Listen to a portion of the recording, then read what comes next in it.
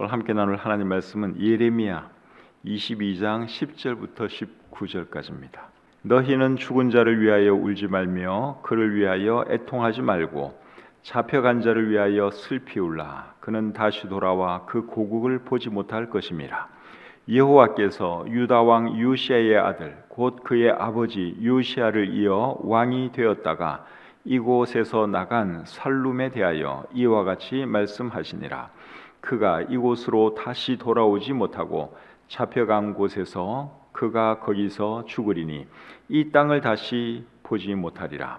불의로 그 집을 세우며 부정하게 그 다락방을 지으며 자기의 이웃을 고용하고 그의 품삯을 주지 아니하는 자에게 화 있을진저 그가 이르기를 내가 나를 위하여 큰 집과 넓은 다락방을 지으리라 하고 자기를 위하여 창문을 만들고 그것에 백향목으로 입히고 붉은 빛으로 칠하도다. 내가 백향목을 많이 사용하여 왕이 될 수 있겠느냐? 내 아버지가 먹거나 마시지 아니하였으며 정의와 공의를 행하지 아니하였느냐? 그때에 그가 형통하였었느니라. 그는 가난한 자와 궁핍한 자를 변호하고 형통하였나니 이것이 나를 알미 아니냐? 여호와의 말씀이니라. 그러나 내 두 눈과 마음은 탐욕과 무죄한 피를 흘림과 압박과 포악을 행하려 할 뿐이니라. 그러므로 여호와께서 유다의 왕 요시야의 아들 여호야김에 대하여 이와 같이 말씀하시니라. 무리가 그를 위하여 슬프다 내 형제여, 슬프다 내 자매여 하며 통곡하지 아니할 것이며 그를 위하여 슬프다 주여, 슬프다 그 영광이여 하며 통곡하지도 아니할 것이라. 그가 끌려 예루살렘 문 밖에 던져지고 나귀같이 매장함을 당하리라. 아멘. 오늘은 예레미야 22장 10절부터 19절까지 말씀을 본문으로 해서 악한 왕 여호야김 이런 제목으로 말씀 전하기를 원합니다. 예레미야 선지자는 유다의 요시야 왕 때 사역을 시작해서 유다의 마지막 왕이었던 시드기야 왕 때까지 사역을 했던 사람입니다. 예레미야 1장 2절과 3절을 보면 우리가 알 수 있습니다. 제가 한번 읽어드리겠습니다. 아몬의 아들 유다 왕 요시야가 다스린 지 13년에 여호와의 말씀이 예레미야에게 임하였고 요시야의 아들 유다의 왕 여호야김 시대부터 요시야의 아들 유다의 왕 시드기야의 11년 말까지 곧 5월에 예루살렘이 사로잡혀 가기까지 임하니라. 이 말씀을 잘 보시면 예레미야 선지자는 요시야 왕 때 사역을 시작했고 그리고 마지막 왕인 시드기야 왕 때까지 사역을 한 것을 우리가 알 수 있습니다.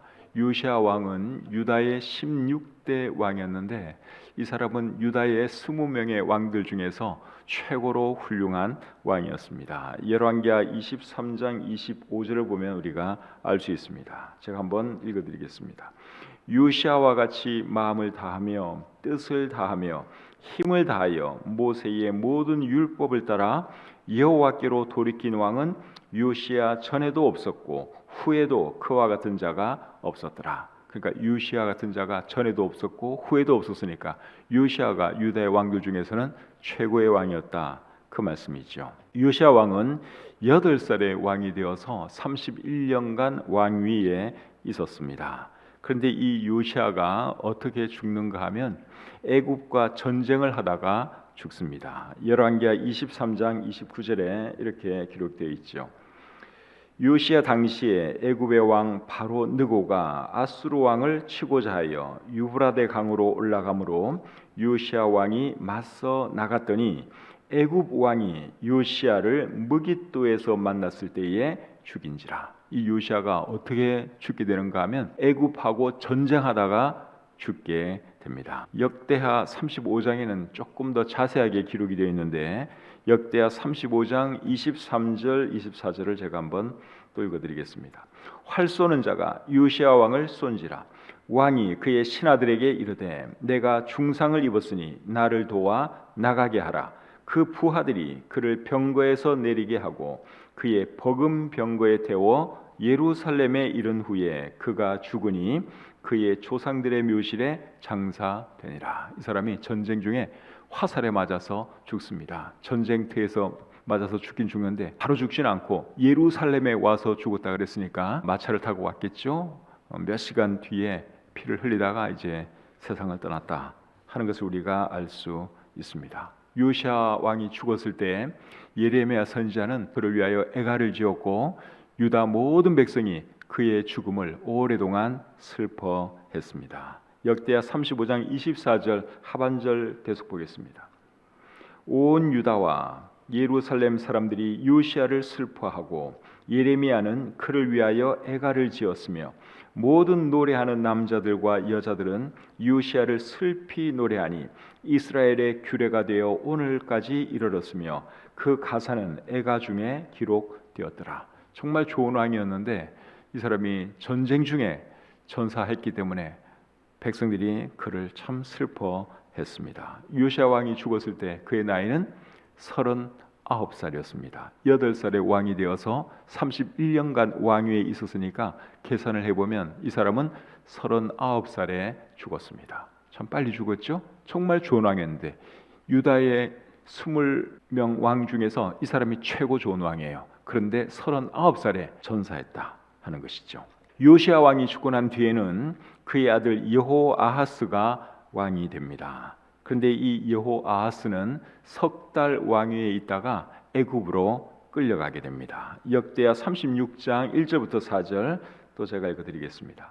그 땅의 백성이 요시의 아들 여호아하스를 세워 그의 아버지를 대신하여 예루살렘에서 왕으로 삼으니 여호아하스가 왕위에 오를 때에 나이가 23세더라.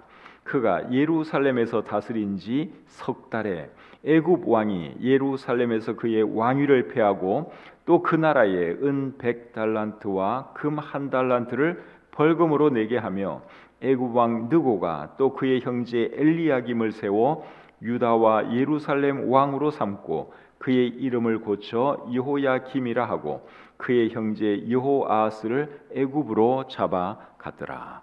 애굽 왕이 이 여호아하스를 애굽으로 잡아갔다 그렇게 말씀을 하고 있죠. 그리고 또 누구를 왕으로 세웠는가 하면 그의 형제 엘리야김을 왕으로 세웠습니다.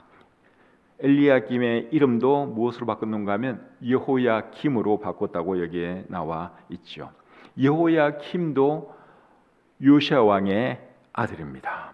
이 여호야김은 25살에 왕이 되어서 11년간 왕위에 있게 됩니다. 여호아하스는 몇 살에 왕이 되었다 그랬죠? 역대하 36장 2절에 보면 23세의 왕이 되었고 그 다음 왕이 된 여호야김은 25세의 왕이 되었습니다. 그러니까 누가 더 형인가 하면은 여호아하스는 석 달밖에 왕위에 있지 않았거든요. 그때 그의 나이가 23세였어요. 그리고 석 달 뒤에 누가 왕이 되느냐? 그의 형제 여호야김이 왕이 되는데 여호야김의 나이는 25살이었어요. 그러니까 동생이 사실은 먼저 왕이 되었고 그 동생 왕이 애굽으로 끌려가니까 석 달 뒤에 애굽으로 끌려가니까 그의 형이 왕이 된 것입니다. 그래서 여호아하스는 17대 왕이 되고 여호야김은 18대 왕이 되는 것이죠. 역대상 3장 15절에 보시면 여호아하스는 넷째 아들이고 요시야의 넷째 아들이고 여호야김은 둘째 아들입니다. 그리고 유다의 마지막 왕이 되는 시드기야는 요시야 왕의 셋째 아들입니다. 그러니까 요시야 왕의 세 아들이 그의 뒤를 이어서 차례로 왕이 되고 그 중간에 여호야긴이라고 하는 사람이 한 사람이 있는데 그 사람은 여호야김의 아들입니다. 그러니까 요시야 왕 다음으로 네 왕이 지나가고 유다의 역사가 끝이 나는데 그 네 아들 중에서 세 명이 요시야의 아들이고 한 명은 요시야의 손자였다 하는 것이죠. 이제 오늘 이 본문 말씀을 보겠습니다. 제가 왜 이렇게 서론을 거창하게 말씀을 드렸는가 하면 오늘 이 본문을 쉽게 이해하기 위해서 제가 지금까지 요시야 왕과 그의 두 아들에 대해서 자세하게 여러분들에게 보여드렸습니다. 자, 이제 본문 말씀을 보겠는데 10절을 보겠습니다. 본문 10절입니다. 너희는 죽은 자를 위하여 울지 말며 그를 위하여 애통하지 말고 잡혀간 자를 위하여 슬피 울라. 그는 다시 돌아와 그 고국을 보지 못할 것임이라. 자, 여기 보니까 죽은 자를 위하여 울지 말라 그렇게 말씀을 하고 있는데 여기서 말하는 죽은 자는 누구를 말하는 걸까요? 요시야 왕을 말하는 거예요. 요시야 왕은 죽었어요. 이미. 요시야 왕을 위하여 울지 마라. 죽은 자를 위하여 울지 말라. 그렇게 말을 하고 있고 잡혀간 자를 위하여 슬피 울라 그랬어요. 잡혀간 자를 위하여 슬피 울라. 잡혀간 자는 누굴까요? 요아스의 아들 여호아하스죠. 이 사람은 어디로 잡혀갔어요? 애굽으로 잡혀갔다고 제가 이미 말씀드렸죠. 왕이 된 지 석 달 만에 애굽으로 잡혀가고 말았습니다. 근데 잡혀간 자를 위하여 슬피 울라 그랬는데 슬피 울라고 한 이유는 이 사람이 다시는 자기의 고국으로 돌아오지 못할 것이기 때문에 그를 위하여 슬피 울라 그렇게 말을 하고 있습니다. 10절 끝부분에 보면 그는 다시 돌아와 그 고국을 보지 못할 것입니다. 애굽으로 끌려간 이 여호아하스는 다시는 돌아오지 못할 것이기 때문에 그를 위하여 울어주라 그렇게 말하고 있지요. 11절 12절 보겠습니다. 여호와께서 유다 왕 요시아의 아들 곧 그의 아버지 요시아를 이어 왕이 되었다가 이곳에서 나간 살룸에 대하여 이와 같이 말씀하시니라. 그가 이곳으로 다시 돌아오지 못하고 잡혀간 곳에서 그가 거기서 죽으리니 이 땅을 다시 보지 못하리라. 살룸이라고 하는 이름이 나오죠. 이 살룸이 여호아하스입니다. 같은 사람을 말하는 거예요. 근데 애굽으로 잡혀간 살룸 여호아하스가 어떻게 된다 그러는가 하면 다시 돌아오지 못하고 잡혀간 곳에서 죽을 것이라 그랬는데 이 말씀대로 여호아하스는 애굽에서 죽게 됩니다. 열왕기하 23장 34절에 그의 죽음에 대해서 이렇게 기록하고 있습니다. 열왕기하 23장 34절 하반절입니다. 여호아하스는 애굽으로 잡아갔더니 그가 거기서 죽으니라. 애굽으로 끌려간 여호아하스가 어디서 죽었다고요? 애굽에서 죽었다. 우리 성경이 그렇게 말씀하고 있죠. 오늘 이 본문에서 예레미야가 그는 다시는 돌아오지 못하고 그곳에서 죽을 것이다 그랬는데 그렇게 말했을 때는 아직 살아 있었어요. 그리고 나서 이제 얼마나 지났는지는 모르지만 하여간에 그가 결국 돌아오지 못하고 애굽에서 죽었죠. 그것이 우리 방금 읽은 열왕기하 23장 34절 하반절 말씀입니다. 이 여호아하스는 석 달 왕위에 있었는데 이 사람은 악한 왕이었습니다. 열왕기하 23장 32절에 그렇게 나와 있습니다.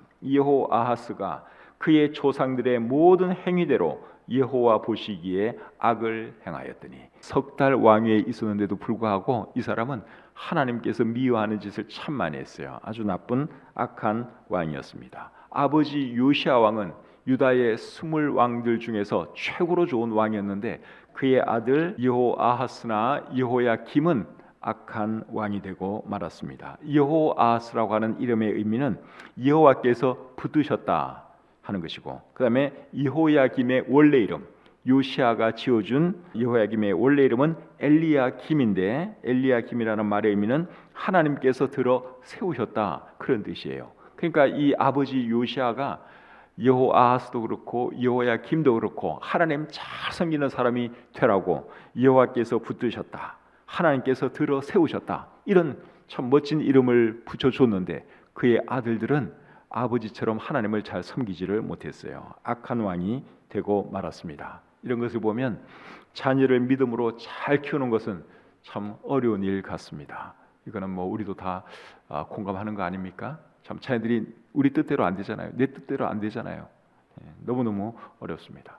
우리 성도들 중에는 또 자녀를 또 믿음으로 잘 키운 그런 분들도 계시는데 그런 분들은 참 정말 대단한 분들이에요. 사실은 하나님께서 큰 은혜를 베풀어 주신 것입니다. 자녀 바르게 잘 키우는 거 그거 정말 쉽지 않아요. 믿음으로 잘 키우는 거 쉽지 않아요. 하나님의 은혜가 많이 필요하고 하나님의 도우심이 참 많이 필요합니다. 요시아 왕은 정말 하나님을 사랑하고 정말 훌륭한 그런 사람이었는데 그의 두 아들 여호아하스와 여호야김은 악한 왕이 되고 말았다 하는 것이죠. 13절 14절 계속 보겠습니다. 불의로 그 집을 세우며 부정하게 그 다락방을 지으며 자기의 이웃을 고용하고 그의 품삯을 주지 아니하는 자에게 화 있을진저 그가 이르기를 내가 나를 위하여 큰 집과 넓은 다락방을 지으리라 하고 자기를 위하여 창문을 만들고 그것에 백향목으로 입히고 붉은 빛으로 칠하도다. 이 말씀은 누구에 대한 말씀인가 하면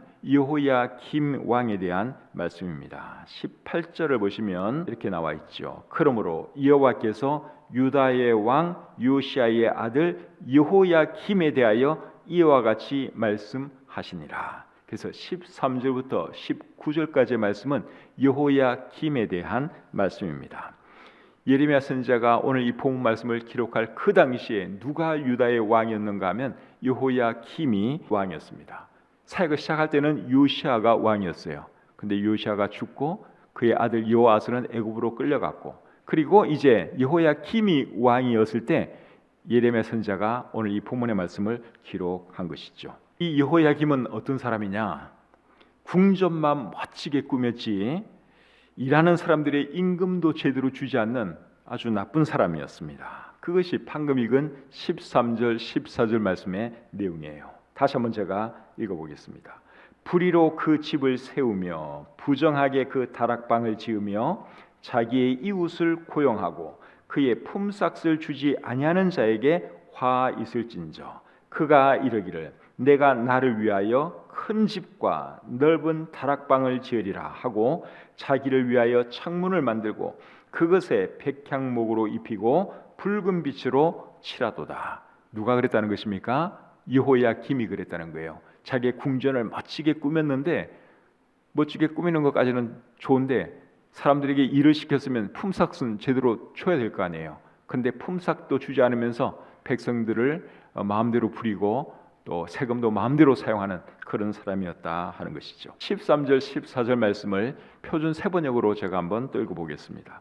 불의로 궁전을 짓고 불법으로 누각을 쌓으며 동족을 고용하고도 품삯을 주지 않는 너에게 화가 미칠 것이다. 내가 살 집을 넓게 지어야지, 누각도 크게 만들어야지 하면서 집에 창문을 만들어 달고 백향목 판자로 그 집을 단장하고 붉은색을 칠한다. 여호야김이 그랬다는 것이죠. 15절 상반절 말씀 보겠습니다. 네가 백향목을 많이 사용하여 왕이 될 수 있겠느냐? 이게 무슨 말인가 하면 표준 세번역으로 읽으면 조금 더 이해하기 쉽습니다. 네가 남보다 백향목을 더 많이 써서 집 짓기를 경쟁함으로 네가 더 좋은 왕이 될 수 있겠느냐? 네가 그렇게 궁전만 멋지게 꾸민다고 해서 네가 좋은 왕이 되겠느냐? 그러한 말이죠. 하나님께서 그에게 하신 말씀입니다. 13절과 14절에서는 여호야김에 대해서 그라고 하는 3인칭 대명사를 썼는데 15절에 와서는 이제 너라고 하는 2인칭 대명사를 쓰고 있죠. 하나님께서 더 강력하게 말씀하시기 위해서 이제 너라고 말하면서 여호야김에 대해서 이렇게 말을 하고 있는 것이죠. 15절 하반절 계속 보겠습니다. 내 아버지가 먹거나 마시지 아니하였으며 정의와 공의를 행하지 아니하였느냐? 그때에 그가 형통하였었느니라.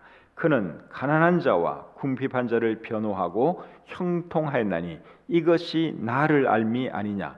여호와의 말씀이니라. 자, 이번에는 여호야김의 아버지였던 요시야 왕에 대해서 말씀을 하고 있죠. 요시야 왕은 정말 좋은 왕이었는데 이분에 대해서 뭐라고 여기 말하고 있는가 하면 그는 정의와 공의를 행했다고 말씀을 하고 있죠. 그리고 가난한 자와 궁핍한 자를 변호했다고 말씀하고 있습니다. 정말 좋은 왕이었죠.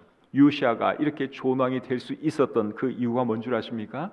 그것은 그가 하나님을 알았기 때문에 그것이 가능했습니다. 그래서 16절 하반절을 보시면 이것이 나를 알미 아니냐? 그가 그렇게 좋은 왕이 될 수 있었던 것은 그가 나를 알았기 때문이 아니냐? 하나님께서 그렇게 말씀하고 있죠. 그래서 사람이 좋은 통치자가 되려면 하나님을 알아야 됩니다. 하나님만 제대로 알고 하나님만 제대로 경외하면 좋은 통치자가 될 수 있습니다.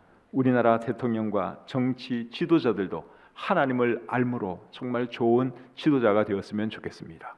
하나님을 알아야지 공의와 정의를 행할 것이고 그래야지 좋은 통치자가 될 수 있습니다. 우리나라의 대통령과 모든 정치 지도자들이 그런 사람들이 되게 해달라고 우리가 하나님께 더 많이 기도했으면 좋겠습니다. 북한이나 중국의 통치자는 자기 국민을 억압하죠. 그리고 특별히 기독교 신앙 가지고 있는 사람들을 엄청 핍박합니다. 신앙생활을 못하게 만들죠. 중국도 그렇고 북한도 그렇습니다. 그들이 그렇게 하는 이유가 뭘까요? 좋은 통치자가 되고 싶지 않아서 그런 거예요. 정말 국민을 위하고 하나님을 경외하고 공의와 정의로 통치하는 통치자가 되고 싶으면 하나님을 경외하면서 국민을 사랑하면서 통치해야 되는데, 김정은도 그렇고 중국의 통치자도 그렇고 그런 마음들이 없는 사람이에요.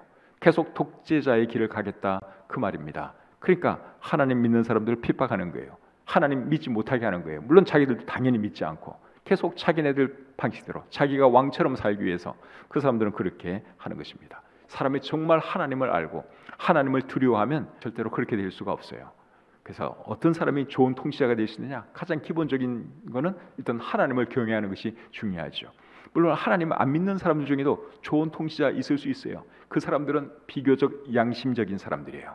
양심이 있기 때문에 그래도 공의와 정의를 추구하는 것이고 국민들을 사랑하고 바르게 이끌어가는 것이지, 근데 제대로 정말 하나님을 알게 되면 이렇게 공의와 정의를 추구하는 요시야 같은 사람이 될 수 있다 하는 것이죠. 우리나라 대통령이 그런 대통령이 되게 해달라고, 또 모든 정치 지도자들이 그런 사람들이 되게 해달라고 우리가 함께 기도하시기를 바랍니다. 17절 계속 보겠습니다. 17절. 그러나 내 두 눈과 마음은 탐욕과 무주한 피를 흘림과 압박과 포악을 행하려 할 뿐이니라. 누가 그렇다는 거예요? 여호야김이 지금 이제 이런 사람이다 하는 것이죠. 다시 한번 읽겠습니다. 그러나 내 두 눈과 마음은 탐욕과 무주한 피를 흘림과 압박과 포악을 행하려 할 뿐이니라. 여호야김이 이렇게 나쁜 사람이었다 하는 것이죠. 훌륭한 요시야 왕에게서 이런 아들이 낳았다고 하는 것이 참 믿기지 않죠? 근데 이런 아들이 나왔어요. 요시야 왕은 정말 좋은 왕이었는데 어떻게 아들들은 이렇게 악한 사람이 되었는지 정말 이해가 안 됩니다. 근데 그게 현실이에요. 근데 그런 일은 뭐 오늘날 우리 주변에도 일어나잖아요. 부모님은 정말 하나님 잘 섬기는데 아들은 신앙생활 전혀 안 하고 또 못된 삶 살아가는 그런 사람들도 있을 수 있죠.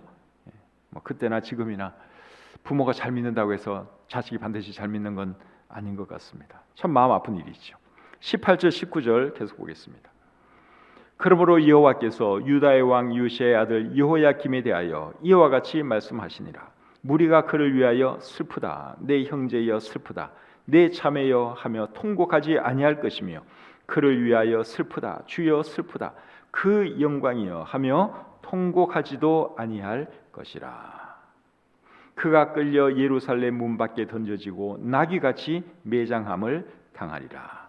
자, 여호야김이 결국은 어떻게 될 것인가 하는 것을 여기서 말씀하고 있는데, 여호야김이 죽어도 백성들이 그의 죽음을 슬퍼하지 않을 것이라고 말씀하고 있습니다. 그리고 그의 시신은 어떻게 된다 그랬죠? 예루살렘 문 밖에 던져지고 나귀같이 매장함을 당할 것이다. 그렇게 말씀하고 있습니다.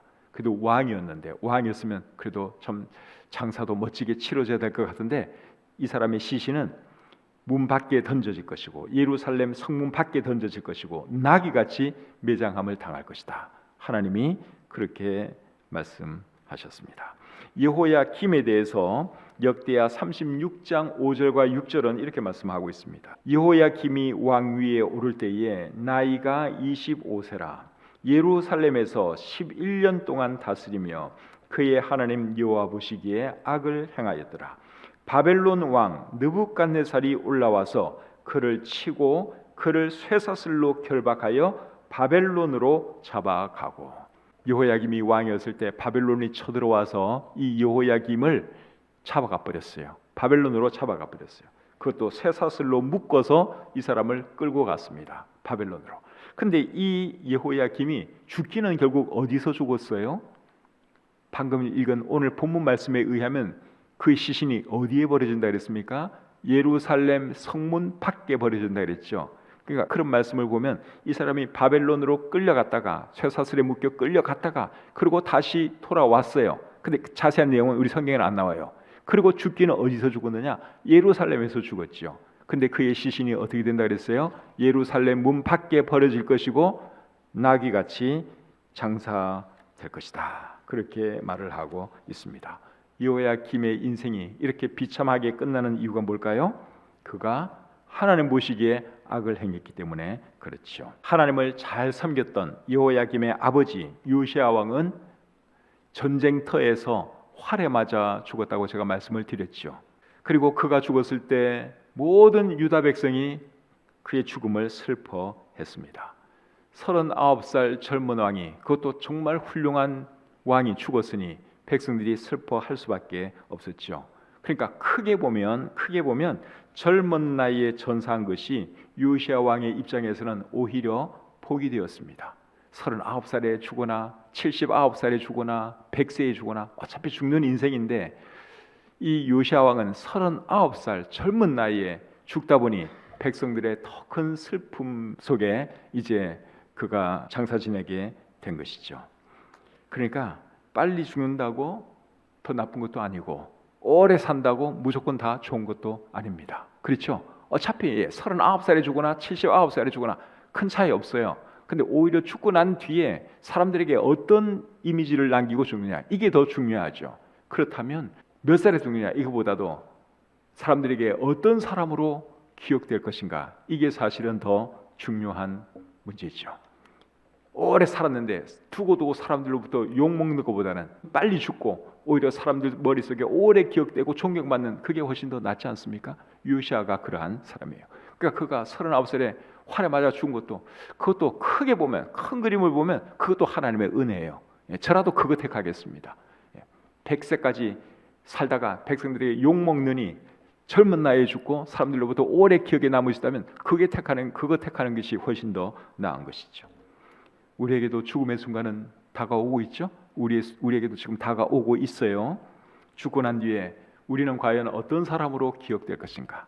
또 하나님은 우리를 어떻게 보실 것인가? 우리의 죽음을 어떻게 보실 것인가? 잘 생각하면서 살았으면 좋겠습니다.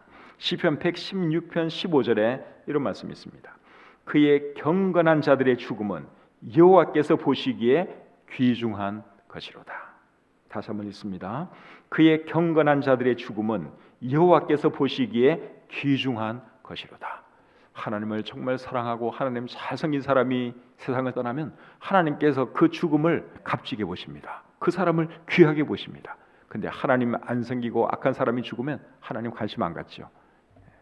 우리가 참 어차피 한평생 살다가 가는 인생인데, 이 땅에서 하나님 잘 섬기면서 잘 살다가 그다음에 죽은 뒤에 사람들로부터도 그리움의 대상이 되고 존경의 대상이 되고 하나님께로부터도 칭찬 들을 수 있는 저와 여러분들이 되시기를 우리 주님의 이름으로 축복합니다.